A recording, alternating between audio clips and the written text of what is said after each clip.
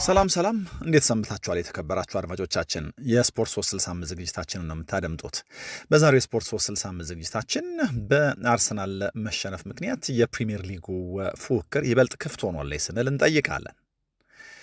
አርሰናል ከዩናይትድ ጋር ባደረገው ጨዋታ የታዩበት ድክመቶች ምንጫቸው አሰልጣኙ ሰራው የሚባለውን ስህተትና በጥቅሉ በዚህ ውድድር ዘመን አርሰናል ዋንጫ እንዳያገኝ ዋነኛ ስጋት ናቸው የምንላቸውን ነገሮች በዚህ ዝግጅት ለማንሳት እሞክራለሁ። ሁለተኛው ርዕሰ ጉዳይ የዩናይትድ ዲኤንኤ ተመልሷል እየተባለ ነው ከሁለቱ ድሎች በኋላ። እርግጥ የዩናይትድ ዲኤንኤ ተመልሷል ወይ? ዩናይትድ ማንነቱን በእነዚህ ሁለት ጨዋታዎች መልሶ አግኝቷል ብሎ መደምደም ይቻላል ወይ? አስተያየት ልትሰጡበት ትችላላችሁ። አብራችሁን ስለምትቆዩ አመሰግናለሁ። ላይክ፣ ሰብስክራይብ እና ሼር ስለምታደርጉ ደግሞ ምስጋና እጅግ የላቀ ነው።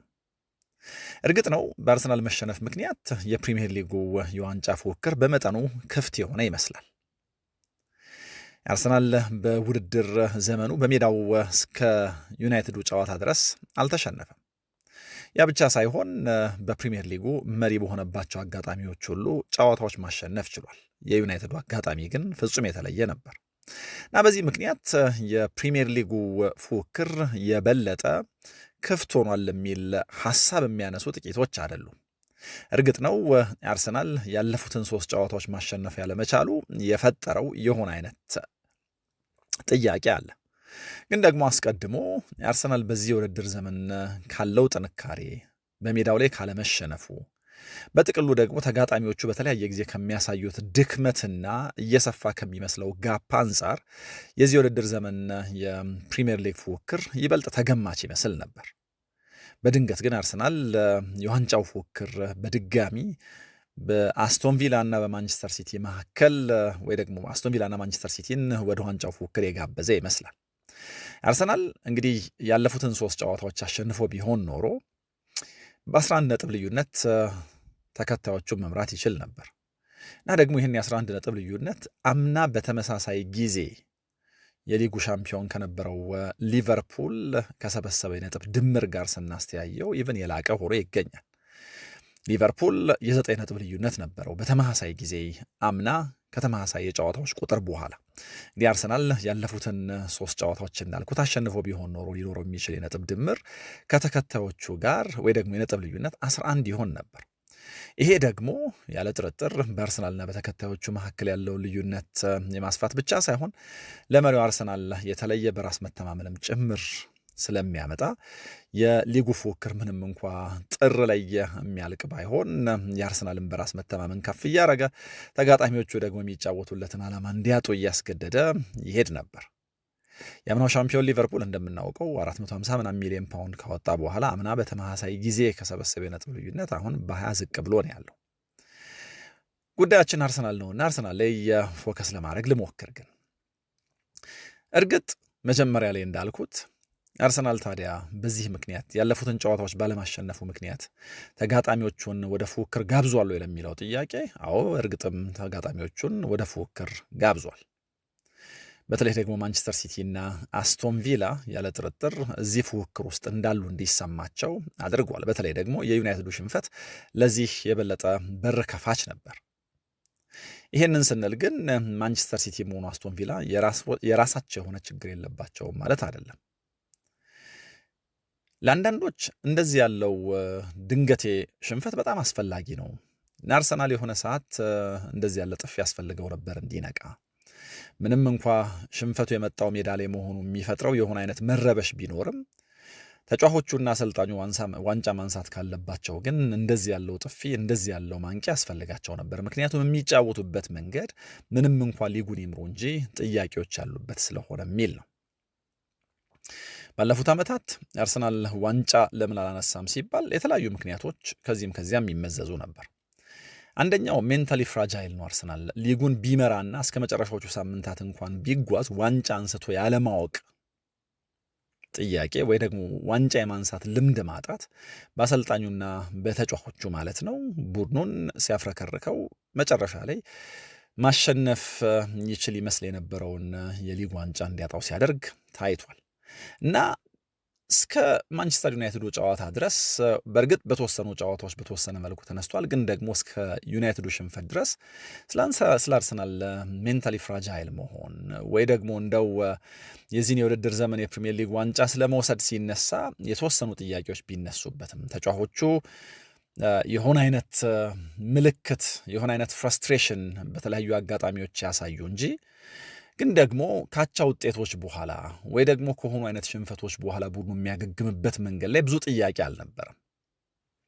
ይህንን ስል ግን የትላንትናው ፕሮግራማችን ላይ እንዳነሳሁት በኤምሬትስ የሚደረጉ ጨዋታዎችን ታሳቢ ሳላደርግ አይደለም። ምክንያቱም በኤምሬትስ የሚደረጉ ጨዋታዎች ከቅርብ ጊዜ ወዲህ ለአርሰናል ተጫዋቾች ፍጹም የማይመቹ እየሆኑ መጥተዋል። ይህንን በኤምሬትስ ጨዋታ የሚታዘቡ ጨዋታ የሚያዩ ሁሉ የሚናገሩት ነገር ነው። እና ከዚህ መነሻ ታዲያ የዩናይትዱ ጨዋታ አርሰናልን ሊያፍረከርከው ከዋንጫ ፉክክር ውጭ በጊዜ ሊያደርገው ይችላል ወይ? እንግዲህ በትልቁ የሚጠበቀው ለዚህ ጨዋታ ለዚህ ሽንፈት የአርሰናል ተጫዋቾች ከሚመልሱት ምላሽ ጋር ለዚህ ጥያቄ የሚሆን መልስ በሚገባ እናያለን። በእርግጥም የአርሰናል ተጫዋቾች ከዚህ ቀደሙ የተሻለ የአእምሮ ጥንካሬ ያላቸው ወይ የሚለው የሚፈተነው በእንደዚህ አይነት አጋጣሚዎች ስለሆነ ማለት ነው። እና እንዳልኩት ልክ ነው። ዋንጫ ጥር ላይ አሸንፈው የሚያውቅ ቡድን የለም፣ ወይ ደግሞ ዋንጫ ጥር ላይ ማሸነፍ የሚቻል አይመስልም። ከዚህ በኋላ ያሉ 15 የሊግ ጨዋታዎች አሉ። በእነዚህ 15 የሊግ ጨዋታዎች በወጥነት ጨዋታዎችን የሚያሸንፍ በወጥነት ጨዋታዎችን የሚያደርግ ቡድን ዋንጫውን የማንሳት አቅም ይኖረዋል። የዩናይትዱን ጨዋታ በተለየ መንገድ ግን እንድናየው የሚያደርግ በጣም ብዙ ምክንያት አለ።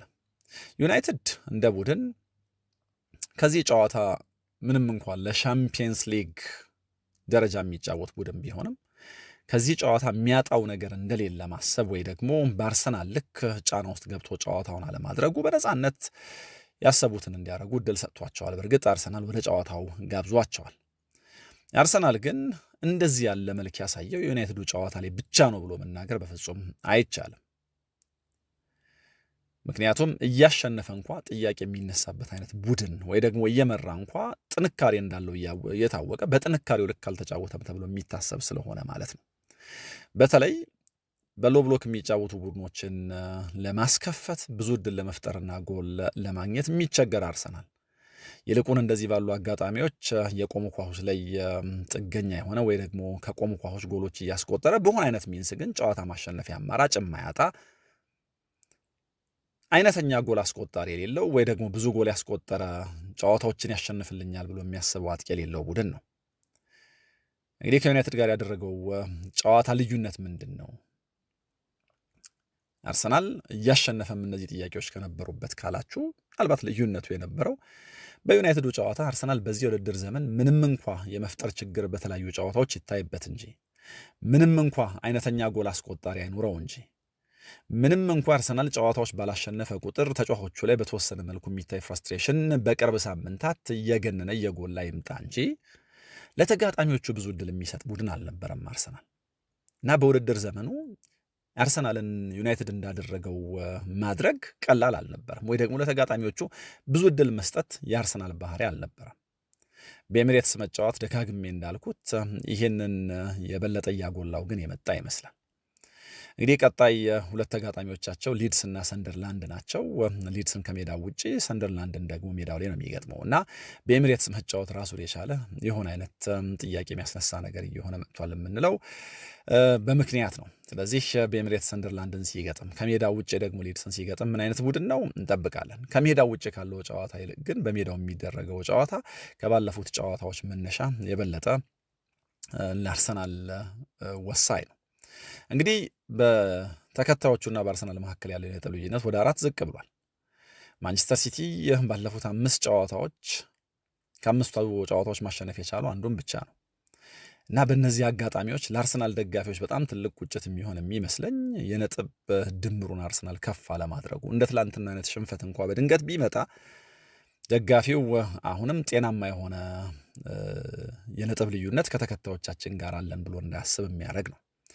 በእርግጥ አሁንም 4 ነጥብ ቀላል የሚባል ልዩነት አይደለም። አርሰናል በአንድ ጨዋታ የመሸነፍና በአንድ ጨዋታ አቻ የመውጣት አድቫንቴጅ ይዞ ነው ከማንቸስተር ሲቲ እና ከአስቶን ቪላ ይልቅ ጨዋታዎችን የሚያደርገው።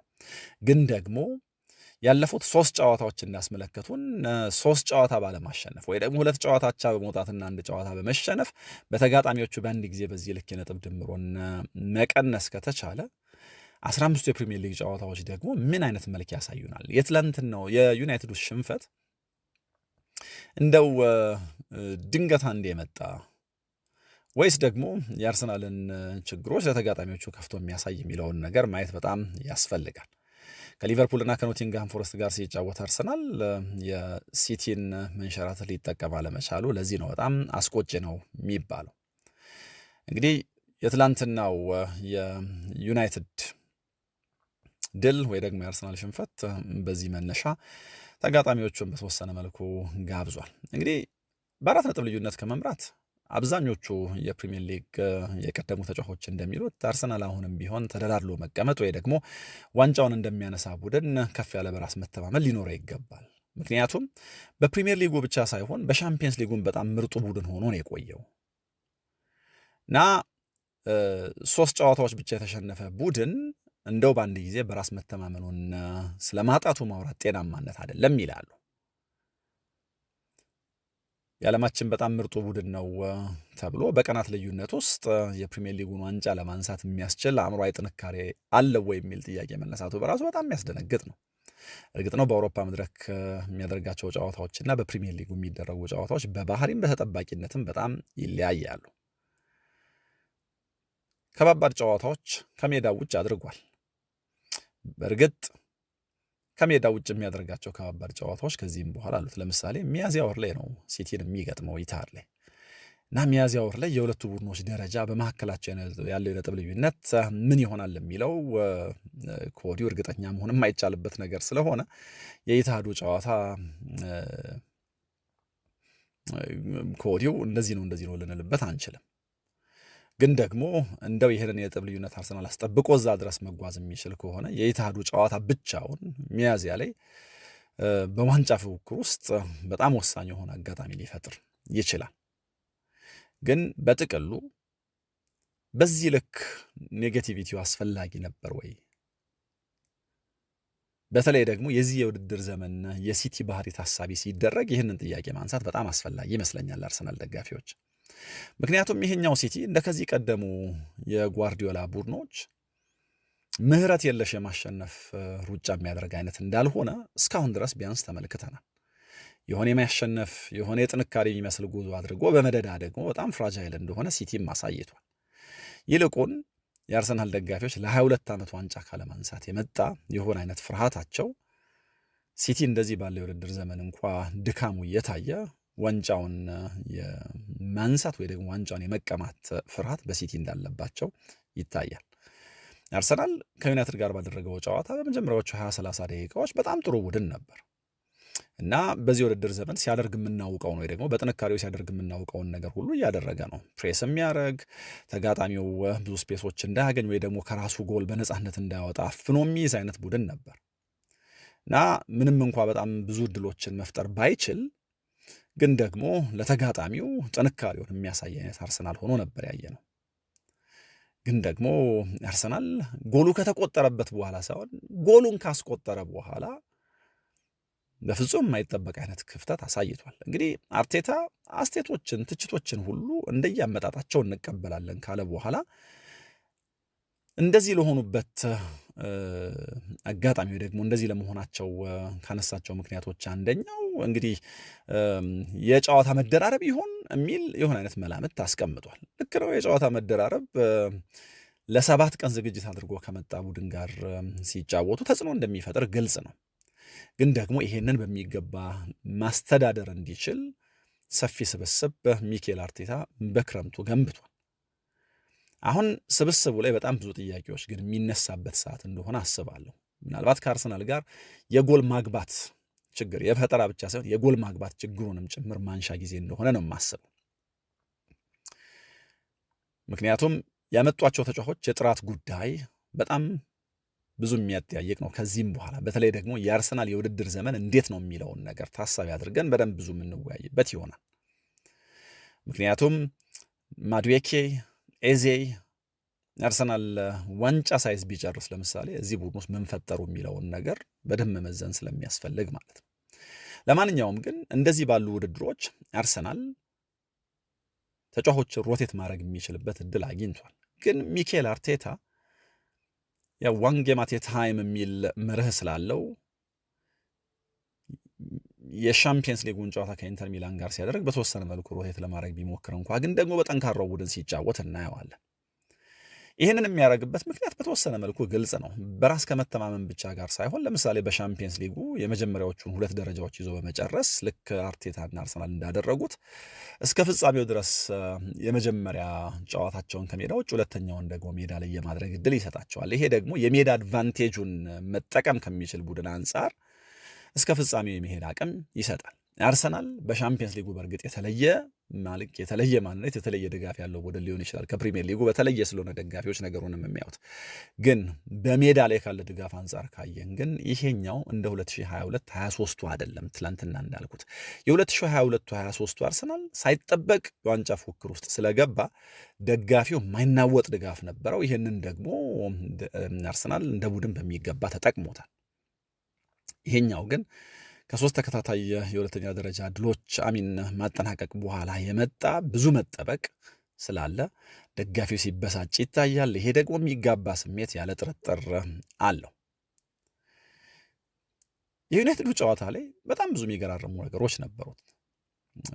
ወደ ዩናይትድ ጉዳይ ከማለፋችን በፊት የአሞሪም ዩናይትድ የመጀመሪያው ጎል ከተቆጠረበት በኋላ ምናልባት ለመነሳት የሚቸገር ወይ ደግሞ እንደው የሚጫወትለትን ዓላማ ሚስ ያደረገ ቡድን መስሎ ሊታይ ይችላል። ይህኛው ዩናይትድ ግን እንደው አርሰናል ብልጫውን የወሰደ በመሰለባቸው አጋጣሚዎች እንኳ ለሆነ ዓላማ የሚጫወት ይመስል ነበር። ዙቢሜንዲ ወደ ጨዋታው ጋበዛቸው። ከዛ በኋላ ዩናይትድ አልተመለሰም። በተለይ ከረፍት መልስ ጨዋታውን የማይደረስበት ከፍታ ላይ በዶርጉ ጎል፣ ከዛ በኋላ ደግሞ ያቻነቱ ጎል በሜሪኖ ከመጣ በኋላ ኩናህ እጅግ አስደናቂ ጎል አስቆጥሯል። አሁን ነገሩ እየተረጋጋ ሲመጣ አርሰናል በዚህ ልክ ለኩናህስ ቢሆን ይህንን ስፔስ እንዴት ሊሰጠው ቻለ የሚለው ነገር ጥያቄ የሚሆን ይመስለኛል። ጨዋታውን በድጋሚ ሚኬል አርቴታና የአሰልጣኞች ቡድን አባላቱ ሲያዩት አንድ ማንክደው ነገር አሸናፊውም ተሸናፊም ቡድን ውስጥ ያሉት ሰዎች ናቸውና እንደዚህ ያለ ነገር ይገጥማል።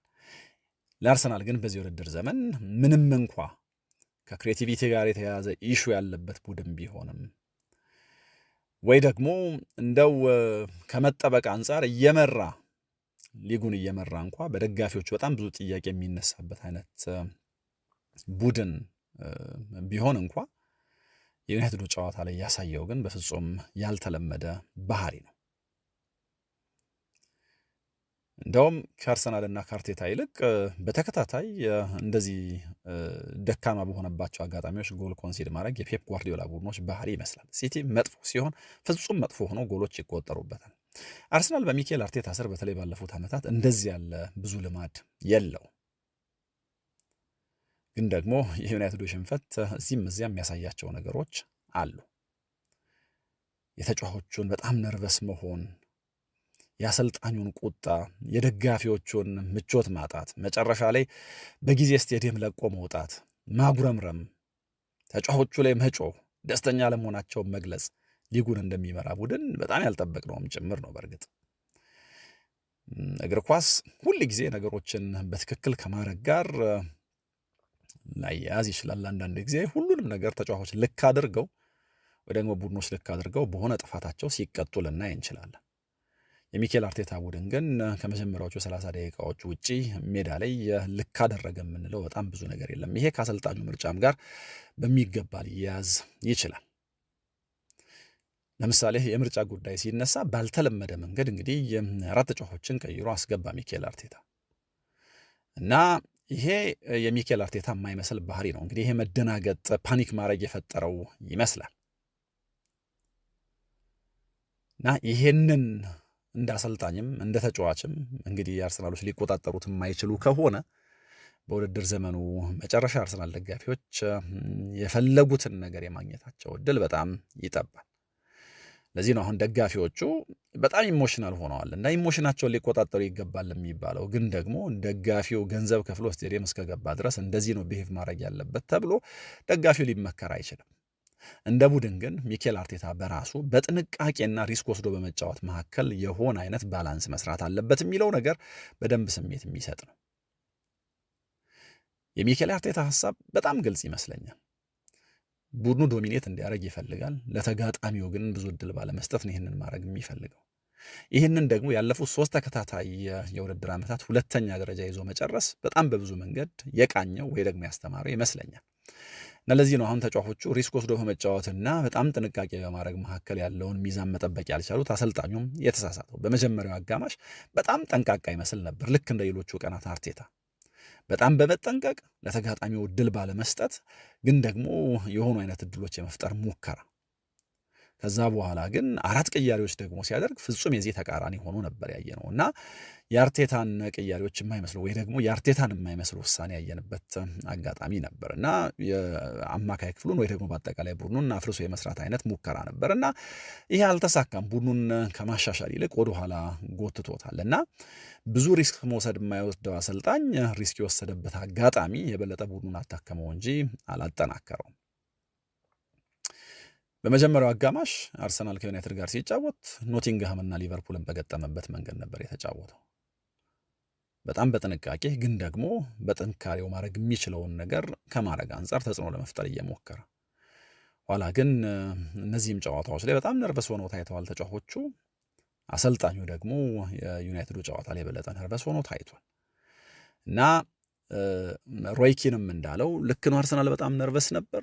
በይበልጥ የአርሰናል ትኩረት የሚመስለው የነበረው ጨዋታውን ሉዝ ያለማድረግ ነው በሚል እንደው ከጨዋታው ይሄ ነገር ይዞ ከመውጣት የአእምሮ ጥንካሬ ይልቅ በጨዋታ ያለመሸነፍ አእምሯቸውን የተቆጣጠረ ይመስል ነበረ እና ለዚህ ነው ፓትሪክ ቪዬራም ተመሳሳይ ሀሳብ ያነሳው። በእርግጥ ይሄ ለመጀመሪያ ጊዜ ሲነሳ አይደለም። 2023/24 የሲቲው አማካይ ሮድሪ በተመሳሳይ መንገድ ይህንን አንስቶታል እና በሲቲና በአርሰናል መካከል የነበረው ልዩነት አርሰናል ከኛ ጋር ያደረገውን ጨዋታ ባቻ ውጤት ለማጠናቀቅ ነው የተጫወተው የሚል አስተያየት ሰጥቶ ነበር እና ከትልልቅ ቡድኖች ጋር ሲጫወቱ እንግዲህ ዋንጫ የሚያነሱበት በዚህ የውድድር ዘመን ከዚህ በተሻለ ነገሮችን እንዲያደርጉ ይጠበቃል። የአርሰናል ደጋፊዎችም ትልልቅ ቡድኖችን ስንገጥም ከዚህ የተሻለ አድቬንቸረስ መሆን አለብን ብለው ያስባሉ እና ይህንን አርሰናል እንደ ቡድን አድርጎታል ለማለት ቸገራለሁ። ምክንያቱም ቁጥሮች የሚያሳዩት ተቃራኒ ስለሆነ፣ ለምሳሌ ይሄ ቢግ ሲክስ ከሚባሉት ቡድኖች ጋር 6 ጨዋታዎች አድርጓል በዚህ የውድድር ዘመን አርሰናል እና 2ቱን ብቻ ነው ያሸነፈው። ከነዚህ ጨዋታዎች በ5ቱ ደጋፊዎች በቡድኑ የማጥቃት ውስንነት በጣም ተከፍተዋል እና ይሄ ደግሞ ቅድም እንዳልኩት ሪስክ ወስዶ በመጫወትና በጥንቃቄ መካከል ያለው ሚዛን በሚገባ እንዳልተጠበቀ የሚያሳይ ነው። በዚህ ነው አሁን ቅያሪዎቹ ያልተጠበቁ ናቸው። እንደውም የበለጠ ቡድኑ እንዲስታብላይዝ አደረጉት፣ ቡድኑ እንዳይረጋጋ በጥንካሬው እንዳይጫወት አደረጉት የተባለው ለዚህ ነው እና አርቴታ በውሳኔዎቹ ስህተት የሰራ ይመስላል። ለዚህም ኃላፊነት ወስዳለሁ ብሏል። በጥቅሉ ግን አርሰናል እንደ ቡድን ሊጉን እየመራ እንኳ ምናልባት አንድ ትኩረት ያልሰጠነው ነገር ካለ ምን ያክል የማጥቃት የማግባት ችግር እንዳለበት ነው። ይህንን የምለው ባለፉት የውድድር ዓመታት አርሰናል ጎል እንዲያገባ ምክንያት የሚሆኑ እድል የሚፈጥሩ ጎል የሚያስቆጥሩ ተጫዋቾቹ በዚህ የውድድር ዘመን በጣም ተቸግረዋል።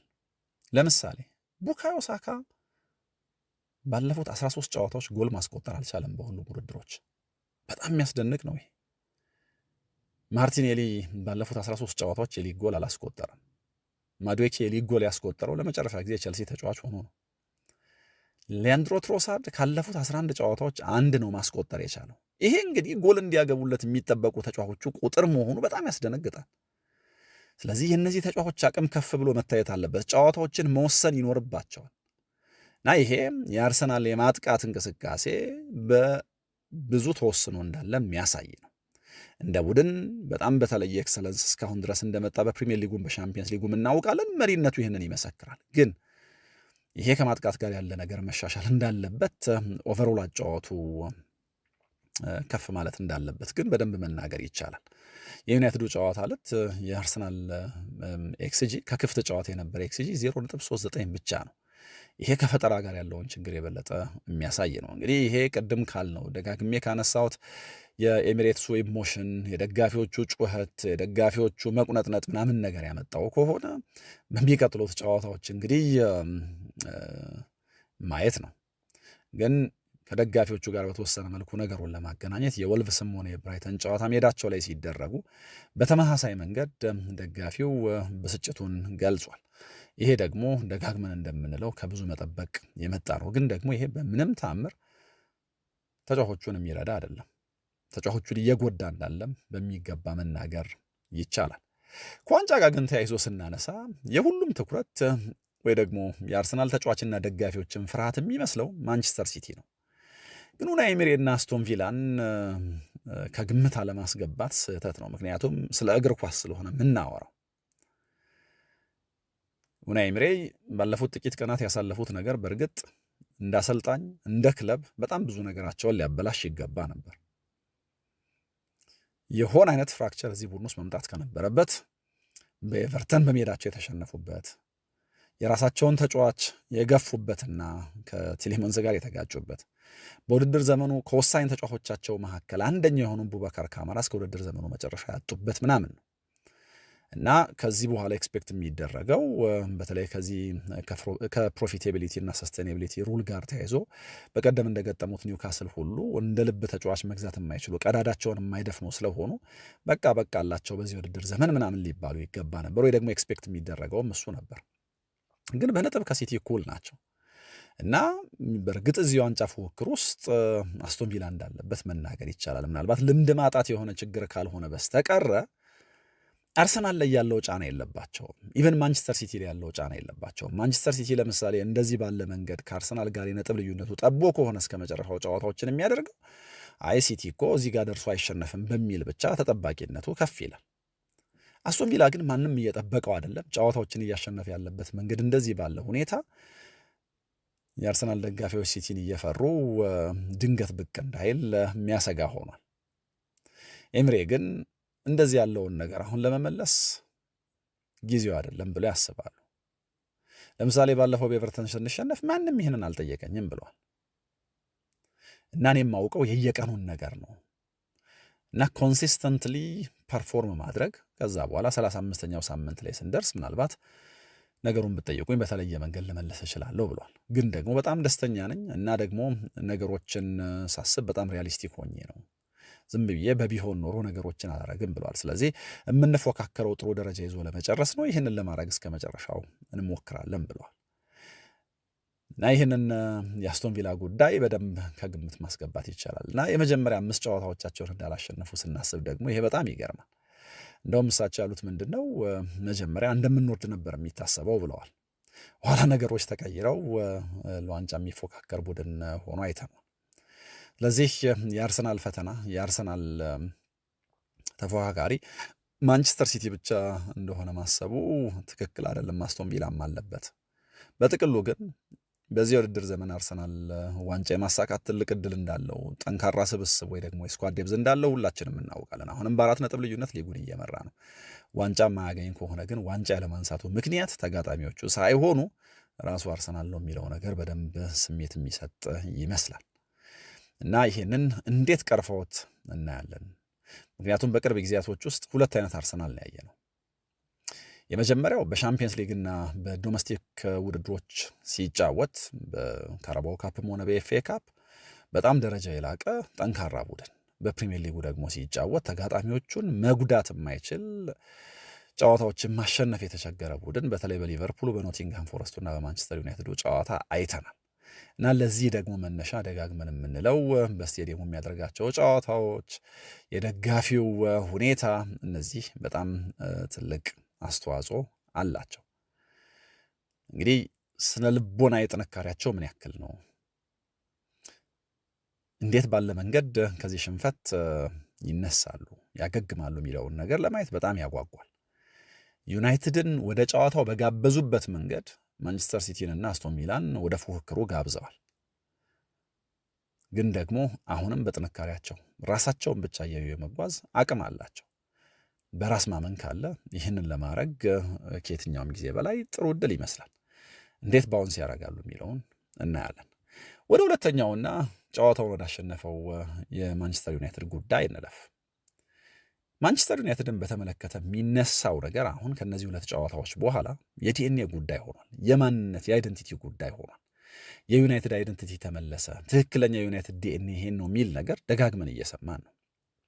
እርግጥ ዩናይትድ ተመልሷል ብላችሁ ታምናላችሁ ወይ? አስተያየታችሁን ብታጋሩኝ ደስ ይለኛል። ያለፉት ሁለት ጨዋታዎች በእርግጥ ዩናይትድን የሚመስል ወይ ደግሞ በጥቅሉ ስለ ዩናይትድ ከዚህ ቀደም በገናና የዩናይትድ ዓመታት የምናስበውን ነገር እንድናስብ አድርገውናል። ያለፉት ሁለት ጨዋታዎች ወይ ደግሞ ያለፉት ሁለት አጋጣሚዎች እና ዩናይትድ አካባቢ የነበረው አንሰርቴኒቲ ሁሉ አሁን ለጊዜው የጠፋ ይመስላል።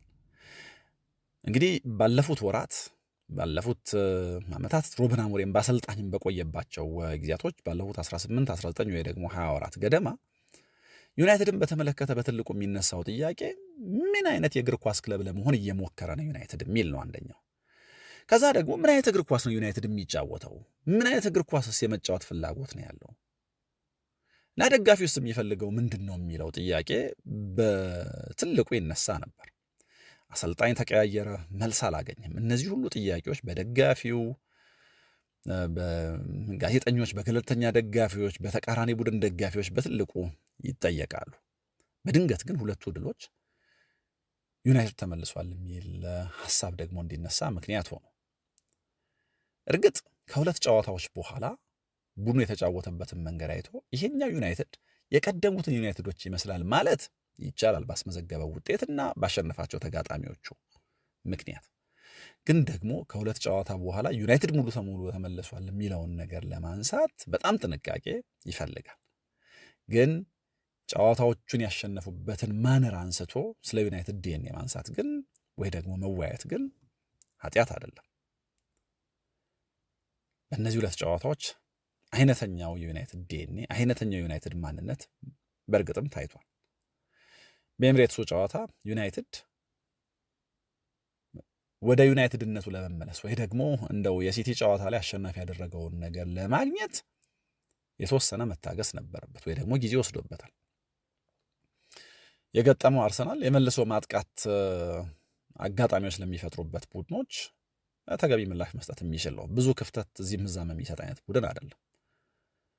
ስለዚህ ጨዋታውን ሲጀምሩ ከሲቲ ጋር እንዳደረጉት ጨዋታ ባለ ሁኔታ የሆኑ የትራንዚሽን አጋጣሚዎች፣ የሆነ የሽግግር አጋጣሚዎች መፍጠር አልቻሉም ነበር። ይልቁን ከራሳቸው ሜዳ ለመውጣት በጣም ተቸግረው ነበር። በጣም የአርሰናል ጫና በዝቶባቸው ነበር። አርቴታና አርሰናል ደግሞ እንደዚህ ባለ መንገድ እንዲጫወቱ ምክንያት የሆናቸውን ነገር ከዚህ ቀደምም ብለናቸዋል። 3 ጊዜ ሁለተኛ ሆኖ መውጣት ያመጣው ጥንቃቄ አርሰናል ሲከላከል በጣም ሮበስት እንዲሆን አድርጎታል። ስለዚህ ተጋጣሚዎቹ መሀል ለመሀል አርሰናልን ሰብረውት ወይ ደግሞ ሰንጥቀውት ሊጫወቱ አይችሉም እና በዚህ መነሻ በ29ኛው ደቂቃ ዩናይትድ ጎል ሲያስቆጥር የሁሉም እምነት የነበረው በቃ አርሰናል ሌሎቹን ተጋጣሚዎች እንደሚያደርገው ነው የሚያደርገው ዩናይትድንም የሚል ነው።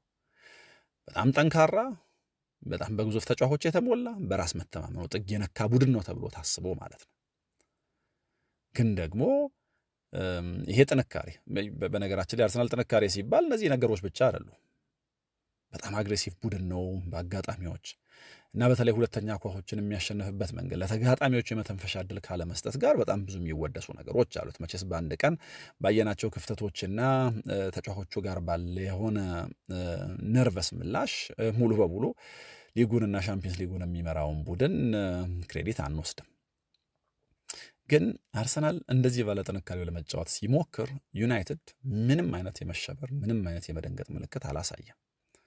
ለዛ ነው ዩናይትድ ጎል ካስቆጠረ በኋላ ሳይሆን አርሰናል ያንን ጎል ካስቆጠረ በኋላ ዩናይትድ ወደ ጨዋታ የመጣው እና ደግሞ ያ ስህተት ሁሉንም ነገር ቀይሮታል። ምክንያቱም በእግር ኳስ የሆነች አጋጣሚ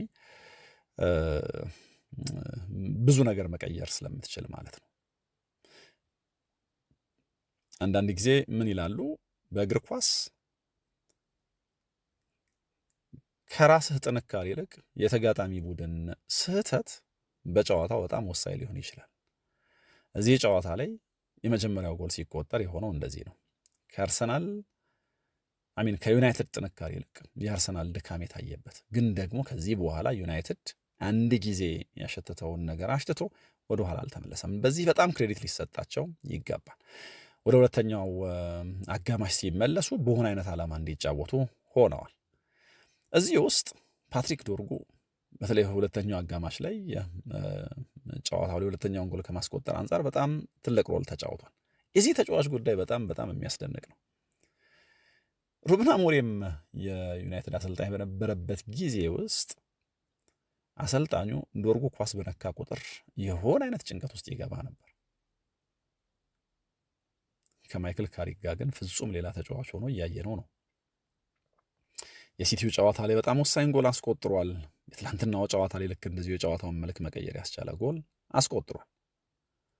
እንደ ቡድን በጥቅሉ ዩናይትድ ጋር ቅድም ካልኩት ዲኤንኤ መነሻ እየነፈሰ ያለው ንፋስ ልክ ያኔ ኦሌ ጉናር ሶልሻየር ዩናይትድ ኃላፊ ሆኖ ሲቀጠር ወይ ደግሞ አሰልጣኝ ሆኖ ሲቀጠር ካለው ጋር ተመሳሳይ ነው እና ክለቡ ሚስ ያደረገውን ነገር ካሪክ እየመለሰው ነው ወይ ደግሞ መልሶታል የሚለው ነገር መግነን የጀመረው ለዚሁ ነው። እንደዚሁ የሚቀጥል ከሆነ ለዚህ አሰልጣኝ ኃላፊነቱን መስጠት በዋናነት ወይ ደግሞ በቋሚነት የዩናይትድ ኃላፊነት መስጠት ምናምን የሚሉ ኮንቨርሴሽኖች የተጀመሩት ለዚህ ነው።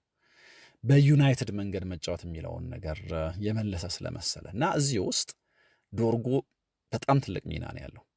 ያኔ ሶልሻየር ይህን የዩናይትድ ዲኤንኤ የመለሰው ሲባል ሀያዎቹ መጀመሪያ ላይ የነበረው ማርከስ ራሽፎርድ በጣም ትልቅ ሮል ነበረው። እንግዲህ ራሽፎርድ ከሶልሻየር በፊት በነበሩት አሰልጣኝ ሞሪኒዮ በተገቢው መንገድ ትክክለኛ ቦታና ሚናው ተሰጥቶት አልተጫወተም የሚል እምነት አለ። ስለዚህ ሶልሻየር ሲመጣ በጣም የተነቃቃ ዩናይትድን ረዥም ርቀት ይዞ መጓዝ የሚችል ተጫዋች መስሎ ታየ። ያኔ ለሶልሻየር ራሽፎርድ ከነበረው ከነዚህ ሁለት ጨዋታዎች መነሻ የምንለው ለካሪክ ደግሞ ዶርጉ አለ ነው። ዴንማርካዊ ተጫዋች በጣም በሚያስደንቅ ሁኔታ እንግዲህ የክንፍ ተጫዋች ሆኖ ነው እያየ ነው ያለ ነው።